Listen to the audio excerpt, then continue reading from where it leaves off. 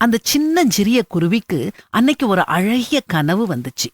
கனவுல ஒரு அழகான உலகம் தெரிஞ்சது. இதுவரைக்கும் குருவி அப்படி ஒரு அற்புதமான உலகத்தை பார்த்ததில்ல. வண்ண வண்ண விளக்குகள், தெளிந்த நீரோடைகள், செழிப்பான பூத்து குலுங்கும் மரங்கள், எங்க பார்த்தாலும் மகிழ்ச்சின்னு அந்த அற்புத உலகம் மயக்கிற்று. எப்படியாவது அந்த உலகத்துக்கு போயே ஆகணும், அந்த சந்தோஷத்தை அனுபவிச்சே தீரணும்னு அந்த குருவி ஆசைப்பட்டுச்சுது. ஆனா போகும் வழி தெரியல. பறந்து போகும்போது ஒரு பிரபல ஜோதிடரை பார்த்து வழி கேட்டுச்சுது. எனக்கு முழு விபரம் தெரியாது, தெரிஞ்ச வரைக்கும் சொல்றேன், அதுக்கு விலையா உன் சிறகுகள்ல ஒன்ன தரணும்னு ஜோதிடர் சொன்னாரு. ஒரே ஒரு சிறகுதானேன்னு குருவியும் சரின்னு சொல்லிட்டு சிறக பிச்சு கொடுத்துட்டு அவர் சொன்ன வழியில பறந்து போச்சுது.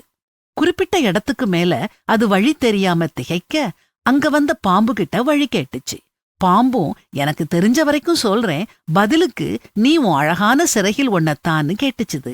இன்னொரு சிறகுதானே, தந்தா போச்சுன்னு குருவியும் சம்மதிச்சது. இப்படியே அந்த குருவி அற்புத உலகின் சந்தோஷங்களை அனுபவிக்க போகும் ஆசையில வழி சொன்னவங்களுக்கெல்லாம் ஒவ்வொரு சிறகா கொடுத்துட்டே போச்சு. முடிவா அதோ கனவில் கண்ட அந்த அழகான உலகம் குருவி கண்முன்னால தெரிஞ்சது. வந்து விட்டோம், வந்தே விட்டோம், இன்னும் சில அடி பறந்தால் அந்த அற்புத உலகம். குருவிக்கு ஆனந்தம் தாங்கல. ஆனால் இதென்ன, குருவியால பறக்க முடியல. உடலெல்லாம் கனத்தது.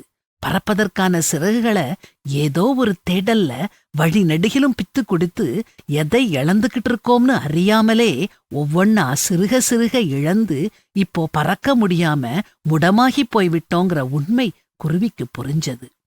சோகமும் ஏக்கமும் தாங்க முடியாத, எட்டாத உயரத்துல தெரியும் அந்த உலகின் வாசலை பார்த்தபடியே பரிதபித்துக் கொண்டிருந்துச்சு அந்த குருவி. உங்களுக்கு பரலோகத்துக்கு போறதுக்கான வழி தெரியுமா? பல வழிகள்ல போய் வாழ்க்கைய தொலைச்சு ஆன்மாவையும் தொலைக்கும் அபாயத்துல இருக்கீங்களா? இப்பவே ஒரு முடிவு எடுங்க. இயேசு கிறிஸ்துவே ஒரே வழி. அவர் மட்டும்தான் வழி. இயேசு சொல்றத கேளுங்க, நானே வழியும் சத்தியமும் ஜீவனுமாயிருக்கிறேன். என்னாலே அல்லாமல் ஒருவனும் பிதாவினிடத்தில் வரான்.